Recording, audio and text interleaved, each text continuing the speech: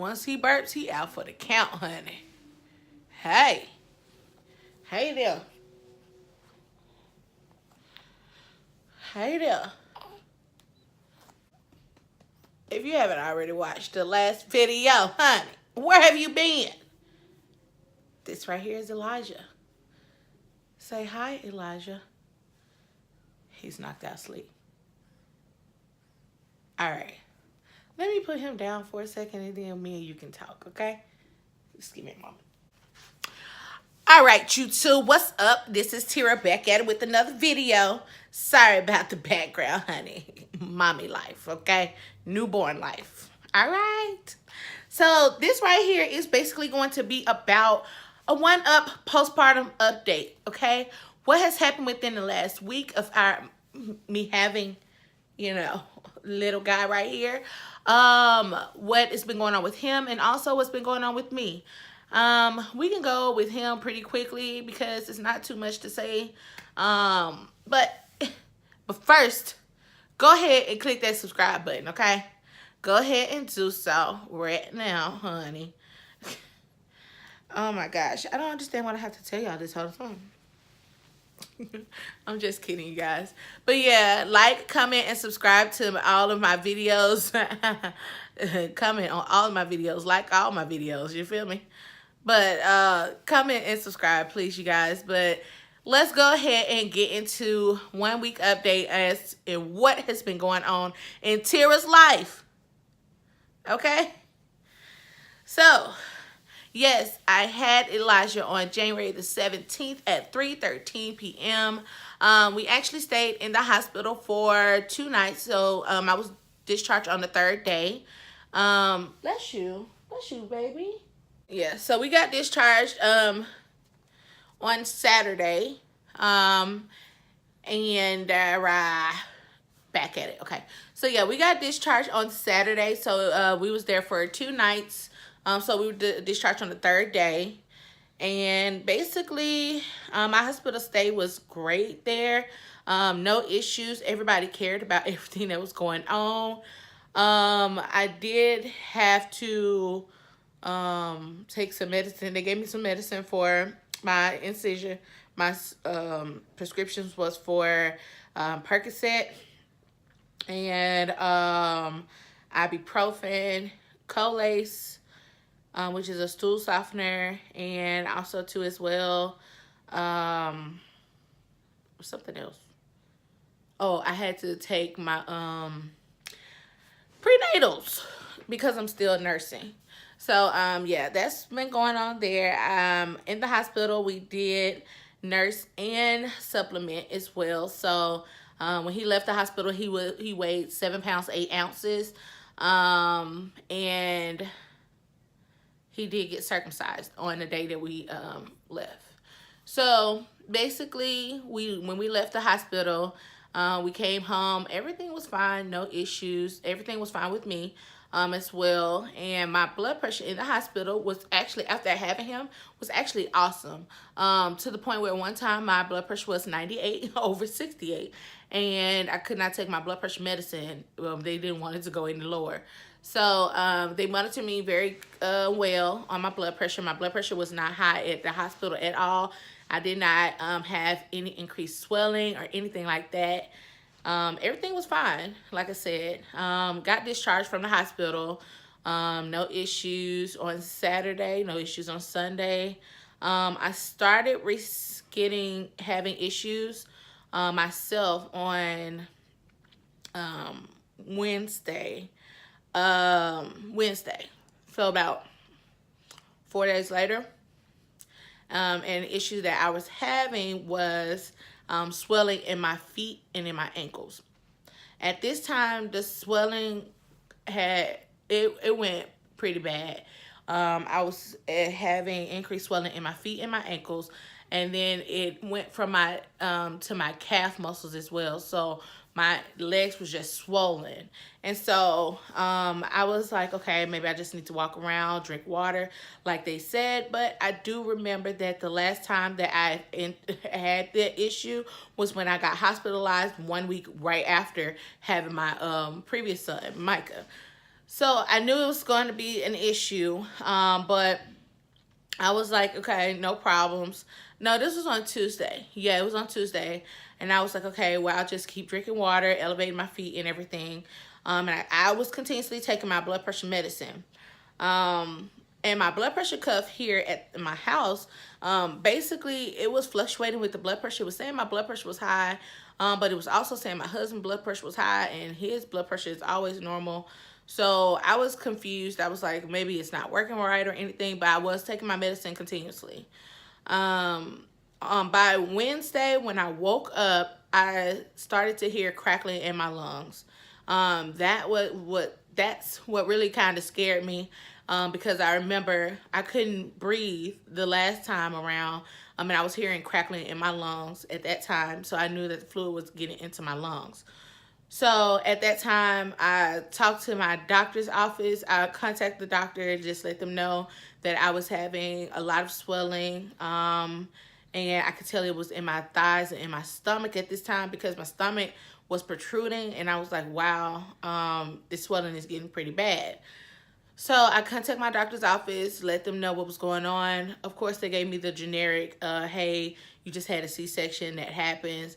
But I did let them know that, hey, I have a history of congestive heart failure. Because of this issue, I need to, y'all need to take precautions.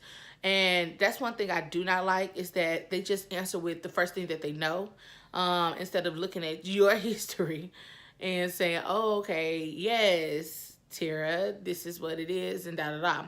But I did have a doctor's appointment the next day to get my dressing off of my incision. So I just kept that doctor's appointment, and we went to the doctor on Thursday. On Thursday, well, my swelling got very bad to the point where I could not wear any of my shoes, not even my slippers around the house. So I had to wear my husband's flip-flops to the doctor's office. And I didn't want to stay. I didn't want to get hospitalized or anything. So I was just, preparing my husband, like, hey, don't know exactly what's going to happen, but this is what I have been experiencing, just like last time, but at least this time around I know what's going on. So we went to the doctor's office. I actually gained so much weight that I was actually over my pregnancy weight.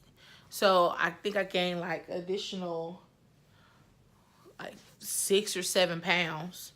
Yeah, 6 or 7 pounds after my pregnancy, from water weight. And my blood pressure was 178 over 104. Yeah, and I was having a bad headache that day. So they were asking me, how I've been feeling. I was like, yeah, I've been feeling good, but now I've been experiencing headache. My head hurts. I know something wrong. I just don't like how I feel. So they removed my stitches, well, the staples that I had, because I had staples in my incision. So they removed that. But then also, too, as well, they were like, yes, you do have a lot of water weight on you. So they did prescribe me LASIK. And they also told me to contact my cardiologist and to have an appointment ASAP Rocky. Okay? If you don't know what ASAP Rocky means, that means as soon as possible. So I had to contact my cardiologist, which I did, and he was actually booked, but I did get an appointment with his assistant, which I truly love her. She understands everything. So we went there to have that appointment with them, and my blood pressure did go down. It went to 160 over 98, I believe, but it was still high. It's still high for me, and it's just still high, and my head was still hurting. So I was letting her know that they did prescribe me LASIK, and she was like, yes, that is good, but because I'm nursing, they didn't want me to take the LASIK every day. So I take it Monday, Wednesdays, and Fridays, because I don't want to lose my milk, because it dries you out. the LASIK actually dries you out all the way. So I'm doing that. And then she also increased my blood pressure medicine. So instead of me taking it twice a day, I'm taking it 3 times a day. And I have to go back to see how my blood pressure has been in a week. Yeah, I go back in a week. So ever since Thursday, with the increase of my medication and taking the new medication, I can truly say that now it's been roughly around, let me see, Thursday. It's been roughly around three days, and the swelling has went down tremendously.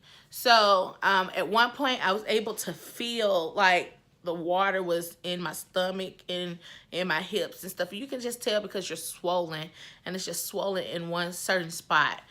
And so I do not feel swelling at all in my stomach, my hips, my thighs, and my calf muscles. They have went down tremendously. And then in one of my ankles, it went down. So I can tell that that has tremendously helped with my medication. And she also told me that I would have to change what I'm eating. I just can't go and eat whatever I want to. I had to be on a low sodium diet. So now I cannot eat anything with really salt in it. Yeah, so I really can't eat anything that has a lot of sodium. Really not that much fast food, anything like that. And I'm happy that my husband actually went to the doctor's office with me, because that also enlightened him on what I can and cannot eat. Because I was not in control of buying my food or anything like that. I have been out of commission. So he has been the one that has been providing food for the house, with getting me something to eat. And then also too as well, family members, friends, they have came over, and they're also bringing over food. And my sister, she actually came over and made me some meal preps with low sodium meals. So that was awesome of her to do that. And now I have the water retention is going away slowly but surely. Now I can truly say that when you're experiencing the water retention after your surgery, make sure that you're regulating your blood pressure, because I thought that the water weight was making my blood pressure high, but no, my blood pressure was high, so I could not let go of the water. That's basically what was going on. So it was the other way around.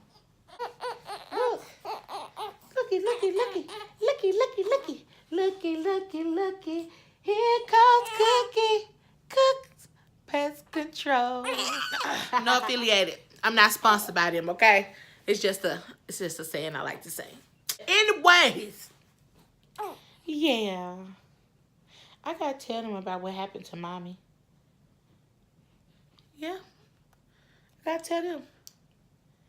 You think I should? You want me to tell them about you? Is that okay? Is that okay? Are you acting like you sleep? Did you just close your eyes like you was asleep? I knew it. You a character, boy. You a character. But yeah, so had to change the way I ate. So my sister made some low sodium meals for me. So she did meal prep, and I truly appreciate her. I love her so much for doing that. But like I said, she also went through the same thing too after we both had our sons 3 years ago, almost 4 years ago. So she was well aware. But yeah, so I've also still have been nursing too as well. It did decrease my my milk a little bit with the LASIK, and then also too with me trying to get everything regulated. It's kind of crazy, but I have been producing roughly around 2 ounces per breast, and he drinks roughly around 2 to 3 ounces every feeding, roughly around, I think it's like every 2 to 3 hours. He sleeps all day and up all night. He's a party person. Yeah, he's falling asleep now. It's daylight. Yeah, get up, man. Get up.